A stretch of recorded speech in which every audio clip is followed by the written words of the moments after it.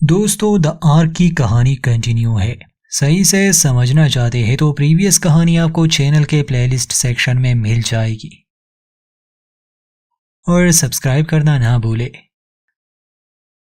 Comet वाले पानी को पीने के बाद सभी बीमार हो गए, मगर खुशकिस्मती से शेरन, जो असल में क्लॉन है और उसका इम्यून सिस्टम आम इंसानों से काफी अच्छा है, डॉक्टर सन ने उसी के एंजाइम से क्योर बनाया।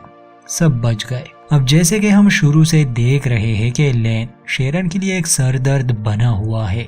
उसे शेरन के फैसले अच्छे नहीं लगते। शुरुआत होती है तो हम देखते हैं कि लेन जाता है मेड बे में, यानी सू के पास। पहले तो उसकी तारीफ करता है, उसे थैंक्स कहता है कि उसकी वजह से हम बच गए, मगर सन कहती है कि सिर्फ मेरी वजह से नहीं, इसमें सब ने मदद की। फिर लेन उसे कहता है कि तुम काफी समय से नहीं सोई, इसलिए मैं चाहता हूँ तुम आराम करो। तब तक मैं मेड बे में रहूंगा, अगर कोई भी इमरजेंसी आई तो मैं बता दूंगा। खैर, सन उसकी बात मान लेती है, मगर उसके जाने के बाद लेन उसके टेबलेट में कुछ देखने लगा। कुछ देर बाद वो भागते भागते शेरन के पास आता है और सबके सामने कहता है कि तुम एक क्लोन हो और तुमने ये बात अभी तक सबसे छुपाई थी। हालांकि शेरन इस बात को राज रखना चाहती थी और उसने काफी कोशिश भी की, मगर लेन सबके सामने ये बात कह रहा था।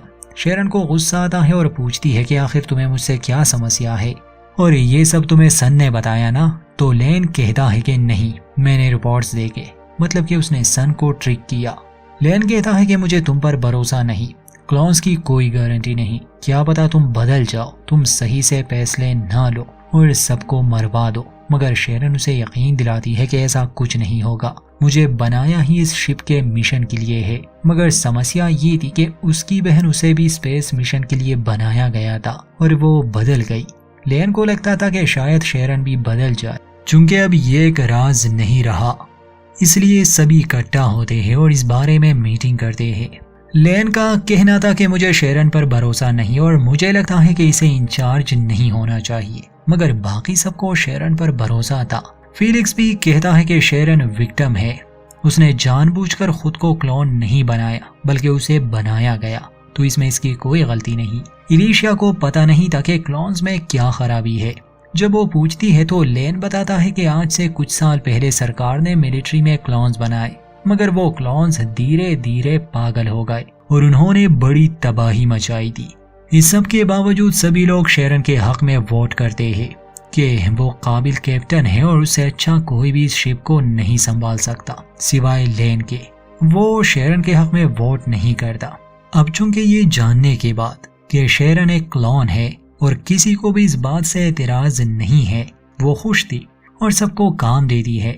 वो लेन को कोई सजा नहीं देती, सिर्फ इतना कि वो केट के पास थेरेपी के लिए जाए और वो शेरन का सेकंड इन कमांड भी होगा, मतलब कि शेरन को लेन से कभी प्रॉब्लम नहीं थी। अब आती है एक नई समस्या।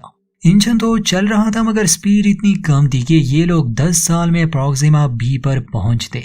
इसलिए शेरन ईवा से कहती है कि हमें किसी भी तरह स्पीड को बढ़ाना होगा। ईवा और उसकी टीम अब इसी काम पर लग जाते हैं, मगर खतरा ये था कि अगर ये लोग स्पीड बढ़ाएंगे, क्योंकि अब इनके पास एक ही इंजन बचा था, उस ब्लास्ट की वजह से दूसरा इंजन उड़ चुका था, तो रिएक्टर खराब होने का खतरा है। खैर, जो होगा देखा जाएगा। वहाँ केट मिलती है फीलिक्स से और उसे बताती है कि मुझे शक है जेस्पर को ईवा ने कत्ल किया है, क्योंकि वो मुझसे अपनी दिल की बात कहती है और उसे जेस्पर से नफरत है। उसने ये बात खुलकर तो नहीं की, पर मुझे शक है क्योंकि उसकी वजह से हैरिस मारा गया।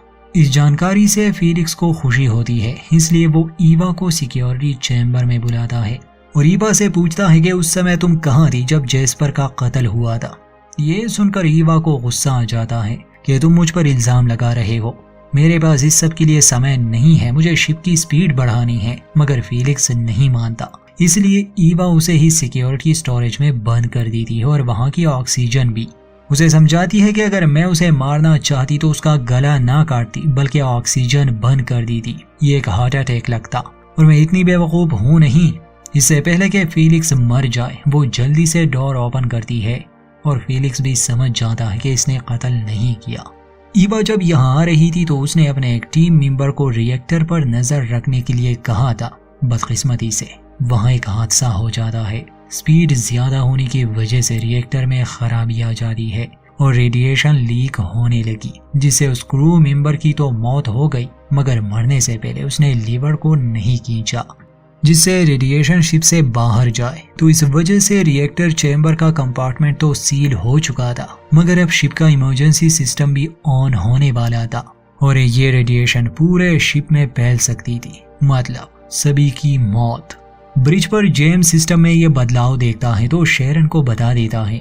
शेरन ईवा से संपर्क करती है और वहां देखने पर ईवा को पता चलता है कि रिएक्टर अब खराब हो चुका है और उसका साथी मर गया है। शिप के उस हिस्से में अब रेडिएशन थी जहां जाना नामुमकिन था और लीवर को खींचना बहुत जरूरी था। अगर ये सब समय पर नहीं किया गया तो बाकी के शिप में भी रेडिएशन फैल जाएगी। खैर, अभी तक बाकी क्रू मेंबर्स को इस बात की खबर नहीं दी गई थी। इलिशिया ट्रेंट से मिलती है क्योंकि दोनों अब एक दूसरे के करीब आ रहे थे। इलिशिया ट्रेंट से पूछती है कि जब हम सभी को हेल्यूसिनेशन आ रहे थे तो तुम्हें कौन नजर आ रही थी। ट्रेंट पहले तो बताना नहीं चाहता था, मगर फिर बता देता है कि उसे सूजन यानी शिप की कैप्टन नजर आ रही थी। ट्रेंट और सूजन असल में लवर्स थे और सूजन ने ही ट्रेंट को शिप पर काम दिया था, मगर ट्रेंट असल में विलियम ट्रस्ट को बहुत मानता था और इस मिशन पर उसे पूरा भरोसा था। शेरन ने इलिशिया को काम दिया था कि वो एंगस के साथ मिलकर उस एलिमेंट की जांच करे, शायद वो उससे किसी तरह का हथियार या कोई शील्ड बना पाए। खैर, दोनों ही इसी काम में लगे थे। फिलिक्स आता है अपनी असिस्टेंट येलिना के पास। ये दोनों शुरू से ही उस सरदर्द मर्डर केस में लगे थे। येलिना को एक सोर्स मिला था। असल में लेन को जो मैसेज भेजा गया था उसका सोर्स अभी तक इन्हें नहीं मिला था, मगर कुछ कोड्स को अच्छे से डिकोड करने के बाद फिलिक्स को उस डिवाइस के बारे में पता चल जाता है जिससे लेन को मैसेज किया गया था। शुक्र है ये सरदर्द मर्डर केस अब जल्दी सॉल्व होने वाला है। हमें स्पेस वाली कहानी पर भी तो ध्यान देना है। बायो शेल्टर में जब एंगस और इलिशिया उस एलिमेंट को स्टडी कर रहे थे तभी फिलिक्स और इलीना आते हैं और उसे जेस्पर के कत्ल के लिए हिरासत में लिया जाता है। सभी को हैरानी होती है क्योंकि इलिशिया पर किसी को भी यकीन नहीं आने वाला था कि वो कोई कत्ल भी कर सकती है। खुद इलिशिया भी काफी घबराई हुई थी, बार बार कह रही थी कि मैंने किसी को नहीं मारा।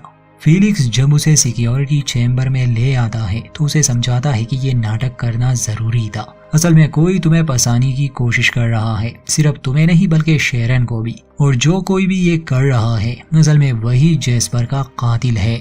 फिलिक्स पूछता है कि क्या तुमने अपनी आईडी का एक्सेस किसी और को दिया था, तो तभी इलिशिया को याद आता है कि एक बार जब वो ब्रिज पर आई थी उसने अपना टैबलेट ट्रेंट के पास छोड़ दिया था, मतलब कि ट्रेंट ने ही वो अननोन मैसेज भेजा होगा। फिलिक्स सबसे पहले ये बात शेरन को बता देता है और कहता है कि अभी तक हम यही समझ रहे थे कि जिसके पास भी डॉर्स का एक्सेस है यानी लेफ्टिनेंट्स और ईवा, उनमें से किसी एक ने ये मर्डर किया होगा, पर असल में ये काम किसी ऐसे का था जो डॉर्स के लॉक को हैक कर सकता है। याद होगा आपको जब ट्रेंट मेडवे में फंसा था तो डोर को हैक करके वो बाहर निकला था। ये जानकर फिलिक्स उसे अरेस्ट करने जाता है। ट्रेंट ये देखता है तो भागने की कोशिश करता है, भला वो कहाँ भागेगा, ये स्पेस है। मगर ट्रेंट के पास भी एक सीक्रेट है जो आगे चलकर इस कहानी का रुख मोड़ देगा। अरेस्ट करने के बाद उससे पूछताछ की जाती है मगर उसकी बात कोई समझ नहीं पाता।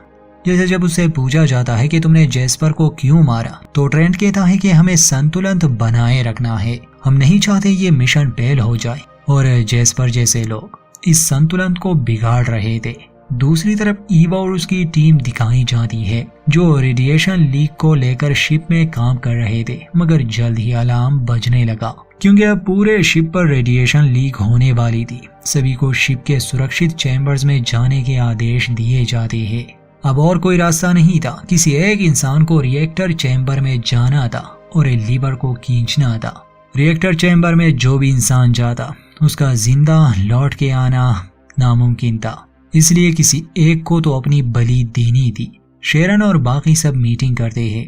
जेम्स कहता है कि मैं ये करने के लिए तैयार हूँ, मगर शेरन इनकार कर देती है और एक अनाउंसमेंट करती है कि अगर कोई भी इसके लिए वॉलंटियर करना चाहता है हम किसी को मजबूर नहीं करेंगे, तो वो कर सकता है। कुछ देर बाद लेन को एक मैसेज रिसीव होता है। वो शेरन से कहता है कि मुझे बस कुछ मिनट्स दो, उसके बाद तुम जो फैसला करना चाहो वो कर सकती हो। वो जाता है ट्रेंट के पास ये मैसेज उसी का था। ट्रेंट कहता है कि मैं इसके लिए वॉलंटियर करना चाहता हूँ। लेन पूछता है कि भला मैं तुम पर भरोसा क्यों करूं, तुम तो एक कातिल हो।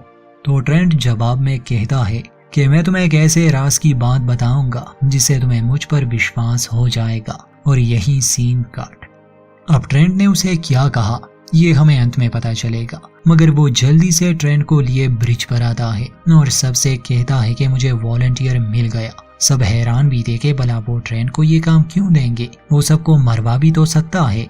ट्रेंट पर तो किसी को भरोसा नहीं था, मगर लेन को हो चुका था। वो शेरन से कहता है कि इस पर नहीं, बस मुझ पर भरोसा करो। शेरन लेन की बात मान लेती है। ट्रेंट सूट पहनता है। एलिशिया ट्रेंट से बहुत नाराज थी क्योंकि ट्रेंट ने उसका भरोसा तोड़ा था। लेन उसे कहता है कि ये सूट तुम्हें एटॉमिक रेडिएशन से नहीं बचा सकता, धीरे धीरे तुम्हारे शरीर पर असर होगा, इसलिए जितनी जल्दी हो सके रिएक्टर चैम्बर तक पहुंचो। वो आखिरी बार एलिशिया को देखता है और अपने काम पर लग जाता है। वो काफी तेजी से रिएक्टर चैम्बर की ओर बढ़ रहा था, मगर अब उसके शरीर पर असर भी हो रहा था। रिएक्टर चैम्बर में पहुंचकर दरवाजा उसे मैनुअली ही खोलना था, जिसमें वो माहिर था। शायद उसके अलावा कोई भी ये काम नहीं कर सकता था। मरने से पहले वो लीवर को खींच लेता है।